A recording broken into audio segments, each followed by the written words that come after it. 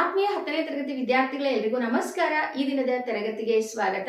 10ನೇ ತರಗತಿ CBSE ಓದ್ತಾ ಇರತಕ್ಕಂತಹ ತುಂಬಾ ವಿದ್ಯಾರ್ಥಿಗಳು ಕಮೆಂಟ್ ಮಾಡಿದ್ರಿ, ಮ್ಯಾಮ್ ಸ್ಟೇಟ್ ಸಿಲೆಬಸ್ ಮಕ್ಕಳಿಗೆ ಕ್ವಶನ್ ಪೇಪರ್ ಯಾವ ರೀತಿ ಸಾಲ್ವ್ ಮಾಡ್ತಿರೋ ಅದೇ ರೀತಿ ನಮಗೆ ಮಾಡೆಲ್ ಕ್ವಶನ್ ಪೇಪರ್ಸ್ ನ ಪರಿಚಯಿಸ್ಕೊಡಿ ಅಂತ ಹೇಳಿ ಕೇಳ್ತಾ ಇದ್ರಿ. ಹಾಗಾಗಿ ಇವತ್ತಿನ ವಿಡಿಯೋನಲ್ಲಿ ಮಾಡೆಲ್ ಕ್ವಶನ್ ಪೇಪರ್ಸ್, ಅದಕ್ಕೆ ಆನ್ಸರ್ಸ್ ನಾನು ಹೇಳ್ತಾ ಹೋಗ್ತೇನೆ. ಇನ್ನೇನು ಕೇವಲ ಕೆಲವು ದಿನಗಳಲ್ಲಿ ನಿಮ್ಮ ಪರೀಕ್ಷೆ ಇದೆ. ಖಂಡಿತ ಈ ಪ್ರಶ್ನೆ ಪತ್ರಿಕೆಗಳು ನಿಮ್ಮ ಪರೀಕ್ಷೆಗೆ ಹೆಲ್ಪ್ ಆಗುತ್ತೆ ಅಂತೇಳಿ ಹೇಳ್ತಾ ಬನ್ನಿ, ಮಾದರಿ ಪ್ರಶ್ನೆ ಪತ್ರಿಕೆ ಯಾವ ರೀತಿ ಇದೆ, ಹಾಗೆ ಅದಕ್ಕೆ ನೀವು ಯಾವ ರೀತಿ ಉತ್ತರಗಳನ್ನ ಬರೀಬೇಕು, ಅದಕ್ಕೆ ಉತ್ತರಗಳು ಏನು ಅನ್ನೋದನ್ನ ಕೂಡ ಈ ದಿನದ ವಿಡಿಯೋನಲ್ಲಿ ನೋಡ್ತಾ ಹೋಗೋಣ.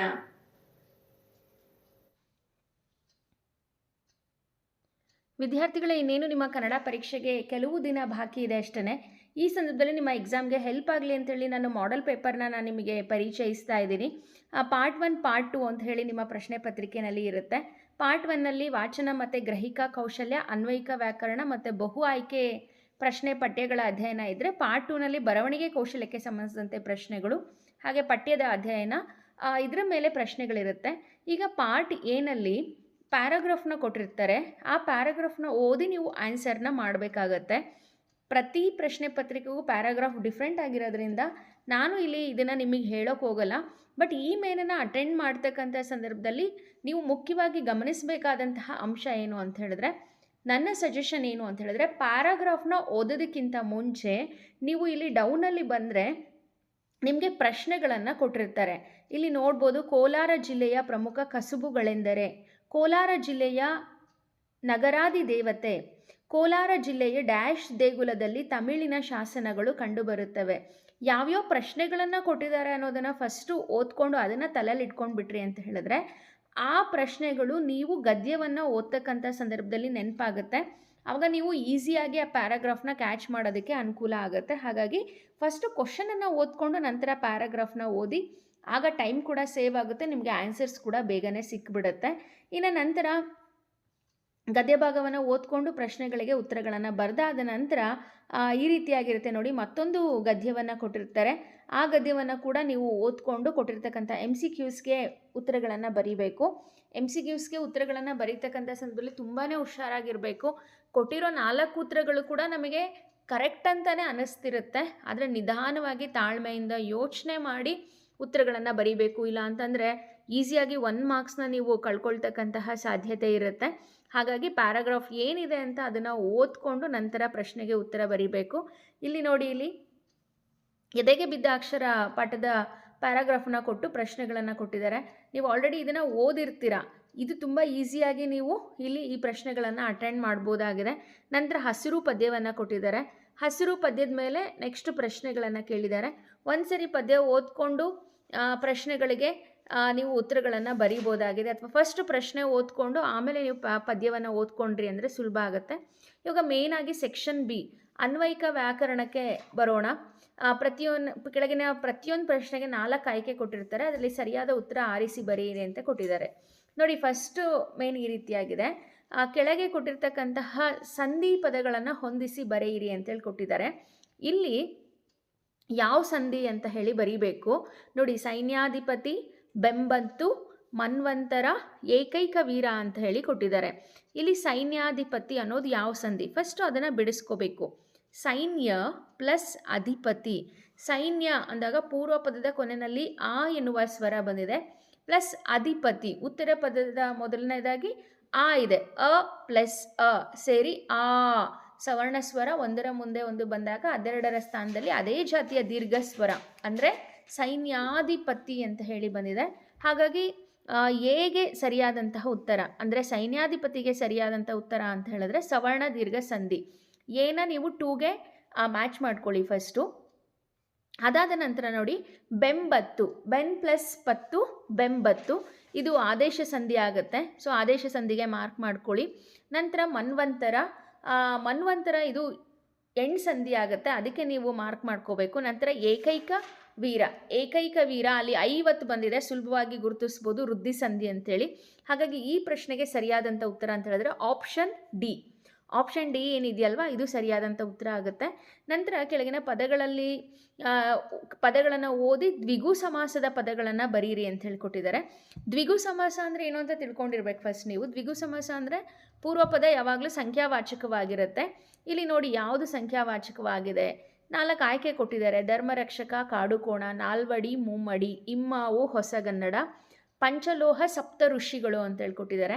ಇಲ್ಲಿ ನೋಡಿ ನಾಲ್ವಡಿ ಅಂತ ಇದೆ. 4 ಪ್ಲಸ್ ಮಡಿ ನಾಲ್ವಡಿ, 3 ಪ್ಲಸ್ ಮಡಿ ಮುಮ್ಮಡಿ. ಹಾಗೆಯೇ ಪಂಚಲೋಹ, ಪಂಚಗಳಾದ ಲೋಹ ಪಂಚಲೋಹ, ಸಪ್ತಗಳಾದ ಋಷಿಗಳು ಸಪ್ತ ಋಷಿಗಳು. ಇಲ್ಲಿ ಸರಿಯಾದಂಥ ಉತ್ತರ ಅಂತ ಹೇಳಿದ್ರೆ 2 ಮತ್ತು 4. ಇಲ್ಲಿ ನೀವು ಆಪ್ಷನ್ ಬಿಗೆ ಟಿಕ್ ಮಾಡಬೇಕಾಗತ್ತೆ. ನಂತರ ದೇವರನ್ನು ಎಂಬ ಪದ ದ್ವಿತೀಯ ವಿಭಕ್ತಿಯಾದರೆ ದೇಶದೋಳ್ ಎಂಬ ಪದ ಯಾವ ವಿಭಕ್ತಿ ಅಂತ ಹೇಳಿ ಕೇಳಿದ್ದಾರೆ. ಅನ್ನು ಅನ್ನೋದು ದ್ವಿತೀಯ ಆದರೆ ಓಳ್ ಅಂತ ಬಂದಿದ್ರೆ ಅದು ಸಪ್ತಮಿ ವಿಭಕ್ತಿ ಆಗುತ್ತೆ. ನೀನು, ನೀವು ಇದೆಲ್ಲ ಮಧ್ಯಮ ಪುರುಷ ಸರ್ವನಾಮ ಆದರೆ ನಾನು, ನಾವು ಅನ್ನೋದು ಅಂತ ಕೇಳಿದ್ದಾರೆ. ನಾನು, ನಾವು ಅಂತಕ್ಕಂಥದ್ದು ಉತ್ತಮ ಪುರುಷ ಸರ್ವನಾಮ. ನಂತರ ಪ್ರೇಕ್ಷಕರು ನಾಟಕವನ್ನು ನೋಡುತ್ತಿದ್ದಾರೆ.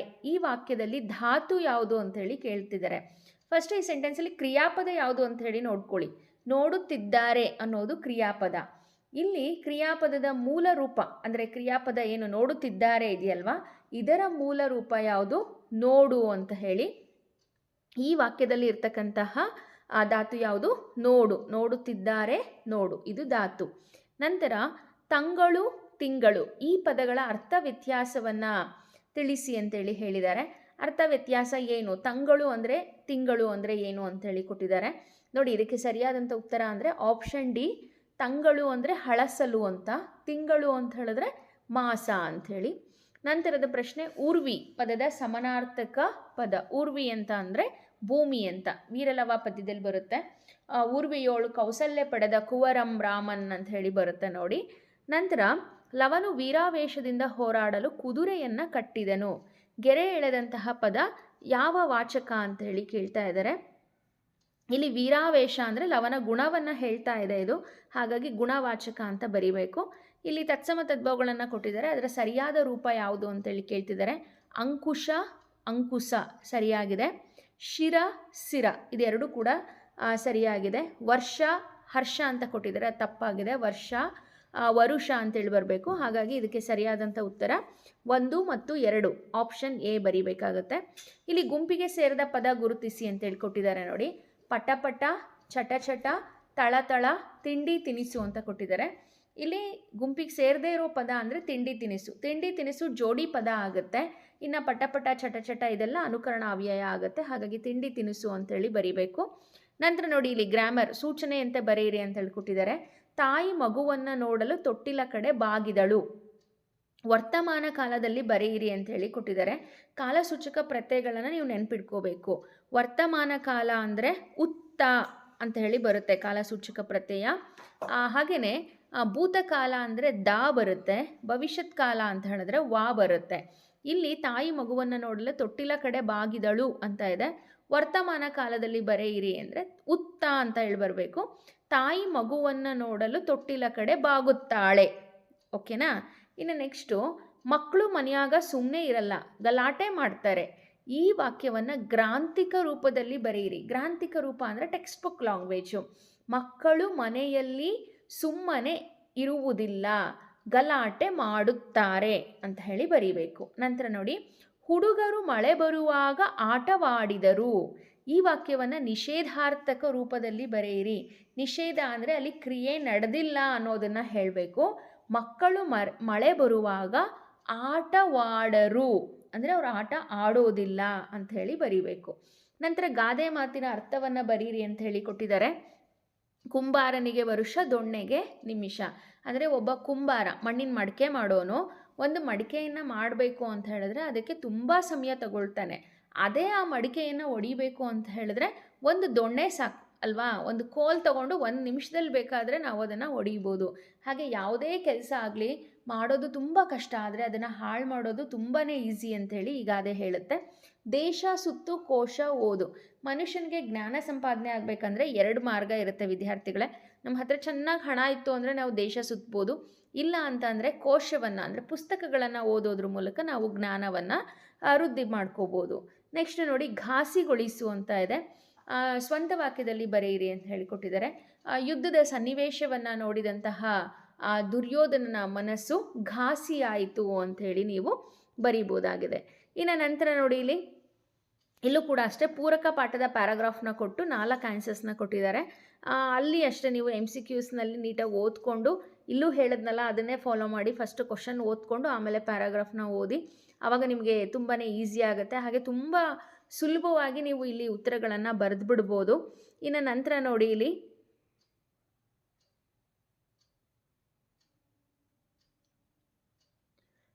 ಈ ಕ್ವಶನ್ಗೆ ಹೇಳ್ತೀನಿ ನೋಡಿ ನಾನು ಆನ್ಸರು. ಕಮ್ಮಾರನ ಕುಲುಮೆ ಉರಿಯಲಿಲ್ಲ, ಕುಂಬಾರನ ತಿಗುರಿ ತಿರುಗಲಿಲ್ಲ, ನೇಕಾರನ ಮಗ ಉಸಿರಾಡಲಿಲ್ಲ, ಕೇರಿಯ ಮಾರನ ಒಲೆ ಹೊತ್ತಲಿಲ್ಲ. ಇಲ್ಲಿ ಕಮ್ಮಾರ ಅಂತ ಇದೆ. ಕಮ್ಮಾರನಿಗೆ ಏನು ಕುಲುಮೆ, ಸರಿನಾ? ಈ ರೀತಿ ನೀವು ಅದನ್ನು ಕರೆಕ್ಟ್ ಆಪ್ಷನ್ಸ್ನ ಅಲ್ಲಿ ಬರಿಬೇಕಾಗತ್ತೆ. ಹಾಗೆ ಕುಂಬಾರ ಅಂದರೆ ಏನು? ಕುಂಬಾರನಿಗೆ ತಿಗುರಿ. ಇದು ಯಾವ ಆಪ್ಷನ್ ಕರೆಕ್ಟ್ ಇದೆಯೋ ಅದನ್ನು ಬರೀರಿ. ಇನ್ನು ನಂತರ ಬರವಣಿಗೆ ಕೌಶಲ್ಯಕ್ಕೆ ಸಂಬಂಧಿಸಿದಂತೆ ನಿಮ್ಮ ಹತ್ತಿರದ ಪ್ರವಾಸಿ ತಾಣಗಳಲ್ಲಿ ಪ್ರವಾಸಿಗರು ಪ್ಲಾಸ್ಟಿಕ್ ವಸ್ತುಗಳನ್ನು ಹರಡ್ತಾ ಇದ್ದು ಪ್ಲಾಸ್ಟಿಕ್ ಬಳಕೆಯನ್ನು ನಿಷೇಧಿಸುವಂತೆ ಪರಿಸರ ಸಂರಕ್ಷಣಾಧಿಕಾರಿಗಳಿಗೆ ಒಂದು ಮನವಿ ಪತ್ರವನ್ನು ಬರೀರಿ ಅಂತ ಹೇಳ್ಕೊಟ್ಟಿದ್ದಾರೆ. ಲೆಟರ್ ರೈಟಿಂಗ್ ನಾನು ಈಗಾಗಲೇ ಬರೆದ್ಬಿಟ್ಟು ತೋರಿಸಿದ್ದೀನಿ ಯಾವ ರೀತಿ ಬರೀಬೇಕು. ಔಟ್ ಆಫ್ ಔಟಕಗಳು ಬರಬೇಕಂದ್ರೆ ನೀವು ಯಾವ್ಯಾವ ಸ್ಟೆಪ್ಸ್ನ ಫಾಲೋ ಮಾಡಬೇಕು ಅಂತೇಳಿ ಹೇಳಿದ್ದೀನಿ. ಸೊ ಆ ವಿಡಿಯೋ ಇದೆ ನಮ್ಮ ಯೂಟ್ಯೂಬ್ ಚಾನಲಲ್ಲಿ, ನೀವು ಅಲ್ಲಿ ನೋಡ್ಕೋಬೋದಾಗಿದೆ. ಹಾಗೆ ಇನ್ನೊಂದು 10/4/2025 ವಿಜಯವಾಣಿ ದಿನಪತ್ರಿಕೆಯಲ್ಲಿ ಪ್ರಕಟವಾದ ಜಾಹೀರಾತಿನ ಮೇರೆಗೆ ಕಾಗದದ ಕಾರ್ಖಾನೆಯಲ್ಲಿ ಖಾಲಿ ಇರುವ ಕಿರಿಯ ಸಹಾಯಕ ಎಂಜಿನಿಯರ್ ಹುದ್ದೆಗೆ ನಿರ್ದೇಶಕರು, ಕಾಗದದ ಕಾರ್ಖಾನೆ ಭದ್ರಾವತಿ ಇವರಿಗೆ ಒಂದು ಅರ್ಜಿಯನ್ನು ಸಲ್ಲಿಸಿ. ಅಂದರೆ ಒಂದು ಜಾಬ್ ಇದೆ, ಆ ಜಾಬ್ಗೆ ನೀವು ಅಪ್ಲಿಕೇಶನ್ನ ಹಾಕಬೇಕು. ಯಾವ ರೀತಿ ಹಾಕ್ತೀರಾ ಅಪ್ಲಿಕೇಶನ್ ಅನ್ನೋದನ್ನು ಬರೀಬೇಕು. ನೆಕ್ಸ್ಟ್ ಒಂದು ವರದಿ ಸಿದ್ಧಪಡಿಸೋದು ಕೊಟ್ಟಿದ್ದಾರೆ. ವರದಿನೂ ಅಷ್ಟೇ ಚಾನಲಲ್ಲಿ ಎಕ್ಸ್ಪ್ಲೈನ್ ಮಾಡಿದ್ದೀನಿ, ನೀವು ಅಲ್ಲಿ ಹೋಗಿ ನೋಡಿದ್ರೆ ನಿಮಗೆ ಗೊತ್ತಾಗುತ್ತೆ. ನಿಮ್ಮ ಬಡಾವಣೆಯ ಮುಖಂಡರು ಅಲ್ಲಿನ ಕೊಳಚೆ ಪ್ರದೇಶಕ್ಕೆ ಭೇಟಿ ನೀಡಿ ಅದರ ಅಭಿವೃದ್ಧಿ ಬಗ್ಗೆ ಕೈಗೊಂಡ ಕ್ರಮಗಳ ಕುರಿತು ಒಂದು ವರದಿಯನ್ನು ಮಾಡಬೇಕು ನೀವು. ಸೊ ವರದಿಯನ್ನು ಬರೆಯೋದು, ಇಲ್ಲೂ ಕೂಡ ನೀವು ಈಸಿಯಾಗಿ ಅಂಕಗಳನ್ನು ತೆಗೆದುಕೊಳ್ಬೋದು. ಇನ್ನು ನಂತರ ಎಸ್ಸೆ ರೈಟಿಂಗ್ ಕೊಟ್ಟಿದ್ದಾರೆ. ಪಶ್ಚಿಮ ಘಟ್ಟಗಳನ್ನು ಯಾವ ರೀತಿ ರಕ್ಷಣೆ ಮಾಡಬೇಕು, ಮಹಿಳಾ ಸಬಲೀಕರಣ ಮತ್ತು ಸ್ವಚ್ಛತಾ ಅಭಿಯಾನ ಅಥವಾ ಸ್ವಚ್ಛ ಭಾರತ ಅಭಿಯಾನ ಟೆಕ್ಸ್ಟ್ ಬುಕ್ಕಲ್ಲಿ ಇರ್ತಕ್ಕಂಥದ್ದೇ. ಸೊ ಈ ರೀತಿ ನಿಮ್ಮ ಪ್ರಶ್ನೆ ಪತ್ರಿಕೆ ಇರುತ್ತೆ. ಇನ್ನು ನಂತರ 2 ವಾಕ್ಯದಲ್ಲಿ ಉತ್ತರಿಸಿ ಪ್ರಶ್ನೆಗಳು. ಯೂಶಲಿ CBSE ಪ್ರಶ್ನೆ ಪತ್ರಿಕೆಗಳಲ್ಲಿ ಕ್ವಶನ್ಸ್ ರಿಪೀಟ್ ಆಗ್ತಾನೆ ಇರುತ್ತೆ. ಹಾಗಾಗಿ ನೀವು ಆದಷ್ಟು ಕ್ವಶನ್ ಪೇಪರ್ಸ್ನ ಓದಿದ್ರೆ ಖಂಡಿತ ಹೆಲ್ಪ್ ಆಗುತ್ತೆ. ಈಗ ಹೇಳ್ತಕ್ಕಂಥ ಪ್ರಶ್ನೆಗಳನ್ನು ನಿಮ್ಮ ಕ್ಲಾಸ್ ವರ್ಕ್ ಅಥವಾ ಟೆಕ್ಸ್ಟ್ ಬುಕ್ಕಲ್ಲಿ ಟಿಕ್ ಮಾಡ್ಕೊಳ್ಳಿ. ರಾಮನು ಗಿರಿವನವನ್ನು ಏನೆಂದು ಪ್ರಾರ್ಥಿಸಿದನು? ಕೃಷ್ಣನು ಆಮಿಷಗಳನ್ನು ಒಡ್ಡಿದಾಗ ಕರ್ಣನ ಮನಸ್ಸಿನಲ್ಲಿ ಮೂಡಿದ ಭಾವನೆಗಳು ಏನು? ಅರಿಯದವರೊಡನೆ ಸಂಗ ಮಾಡಿದರೆ ಆಗುವ ಪರಿಣಾಮ ಏನು? ಪುಟ್ಟಿಯ ಪ್ರಶ್ನೆಗಳು ಏನು? ಇನ್ನು ನಂತರ 5-6 ವಾಕ್ಯ ಅಂದರೆ 3 ಮಾರ್ಕ್ಸ್ಗೆ ಆ ಮಹಿಳೆಯ ಆರ್ತನಾದವನ್ನು ಕೇಳಿ ರಾಹಿಲನ ಮನಸ್ಸಿನಲ್ಲಿ ಏನೇನು ಪ್ರಶ್ನೆಗಳು ಮೂಡಿದ್ವು? ವಾಲ್ಮೀಕಿ ಆಶ್ರಮಕ್ಕೆ ಯಜ್ಞಾಶ್ವ ಬಂದಂತಹ ಬಗೆಯನ್ನು ಬರೆಯಿರಿ ಅಂತ ಹೇಳಿಕೊಟ್ಟಿದ್ದಾರೆ. ಹಾಗೆ ಸಂದರ್ಭ ನೋಡಿ, ಇಲ್ಲಿ 2 ಸಂದರ್ಭ ಇದೆ. ನಿಮಗೆ ಯಾವ ಸಂದರ್ಭ ತುಂಬಾ ಈಸಿ ಅನಿಸುತ್ತೋ ಅದನ್ನು ಬರಿಬೋದು. ಸಾಮಾಜಿಕ ಕಾನೂನುಗಳ ಹರಿಕಾರ, ಹಾಗೆಯೇ ದೇವರೇ ಮರ ಹತ್ತುವಷ್ಟು ಅವಕಾಶ ಕರುಣಿಸು.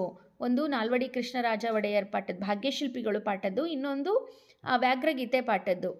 ಯಾವ ಪಾಠದಿಂದ ಆರಿಸ್ಕೊಂಡಿದ್ದಾರೆ, ಯಾರು ಆ ಪಾಠ ಬರೆದಿದ್ದಾರೆ, ಯಾವ ಸಂದರ್ಭದಲ್ಲಿ ಹೇಳಿದ್ದಾರೆ ಅಂತ ಡೀಟೇಲ್ ಆಗಿ ಬರೀರಿ. ನೆಕ್ಸ್ಟು ಜೀವ ಸತ್ತು ಹೋಗುವುದು ಗೊತ್ತಾ, ಹಲಗಲಿ ಬೇಡರು ಪಾಠದ ಪದ್ಯದ ವಾಕ್ಯ ಇದು. ಪ್ರೀತಿಯ ಹಣತೆ ಹಚ್ಚೋಣ ಸಂಕಲ್ಪ ಗೀತೆ. ಇನ್ನು ನಂತರ 8-10 ವಾಕ್ಯದಲ್ಲಿ ಉತ್ತರಿಸಿ. ವಿಶ್ವೇಶ್ವರಯ್ಯ ಅವರು ಮೈಸೂರು ದಿವಾನರಾಗಿ ಸಲ್ಲಿಸಿದಂತಹ ಸೇವೆಯನ್ನು ಕುರಿತು ಬರೆಯಿರಿ ಅಂತ ಹೇಳಿಕೊಟ್ಟಿದ್ದಾರೆ. ಹಾಗೆ ಶಬರಿಯ ಚಿಂತೆ ಇಂಗಿ ಹೋದಂತಹ ಸಂದರ್ಭವನ್ನು ಬರೆಯಿರಿ ಅಂತ ಕೊಟ್ಟಿದ್ದಾರೆ. 2 ಕ್ವಶನ್ ತುಂಬಾ ಈಸಿಯಾಗಿದೆ, ಆದರೆ ಬರೆಯುವಾಗ ಒಂದು ಗಮನದಲ್ಲಿರಲಿ, ಸ್ಪೆಲ್ಲಿಂಗ್ ಮಿಸ್ಟೇಕ್ಸ್ನ ಮಾಡಬೇಡಿ. ಆದಷ್ಟು ಸ್ಪೆಲ್ಲಿಂಗ್ ಮಿಸ್ಟೇಕ್ಸ್ ಮಾಡಿದ್ರಿ ಅಂದರೆ ಅಂಕಗಳು ಹೋಗ್ತಕ್ಕಂಥ ಸಾಧ್ಯತೆ ಇರುತ್ತೆ. ಇನ್ನು ನಂತರ ಪದ್ಯಭಾಗದಿಂದ ನಾವು ಯಾವ ಸಂಕಲ್ಪವನ್ನು ಕೈಗೊಳ್ಳಬೇಕು ಅಂತ ಹೇಳಿ ಕವಿ ಶಿವರುದ್ರಪ್ಪನವರ ಆಶಯ ಅಂತ ಹೇಳಿ ಒಂದು ಪ್ರಶ್ನೆ ಇದೆ. ಇನ್ನೊಂದು ಪ್ರಶ್ನೆ, ಕರ್ಣನಿಗೆ ಶ್ರೀಕೃಷ್ಣ ಒಡ್ಡಿದಂತಹ ಆಮಿಷಗಳೇನು, ಆಸೆಗಳೇನು ವಿವರಿಸಿ ಅಂತ ಕೊಟ್ಟಿದ್ದಾರೆ. ಓನಾಗಿ ಕೂಡ ನೀವು ಬರೀಬೋದು, ಆದರೆ ಉತ್ತರ ಸಮಂಜಸವಾಗಿರಬೇಕು ಅಷ್ಟೇ. ಸೊ ಇನ್ನೂ ಒಂದಷ್ಟು ಮಾದರಿ ಪ್ರಶ್ನೆ ಪತ್ರಿಕೆಗಳನ್ನು ಪರಿಚಯಿಸ್ತೀನಿ. ಖಂಡಿತ ಆ ಪ್ರಶ್ನೆ ಪತ್ರಿಕೆಗಳು ನಿಮ್ಮ ಎಕ್ಸಾಮ್ಗೆ ಹೆಲ್ಪ್ ಆಗುತ್ತೆ. ಎಸ್ಪೆಷಲಿ ಗ್ರಾಮರ್ ಪಾರ್ಟು ತುಂಬಾ ಹೆಲ್ಪ್ ಆಗುತ್ತೆ ಅಂತೇಳಿ ಹೇಳ್ತಾ ವಿಡಿಯೋವನ್ನು ವೀಕ್ಷಿಸಿದ್ದಕ್ಕೆ ಧನ್ಯವಾದಗಳು.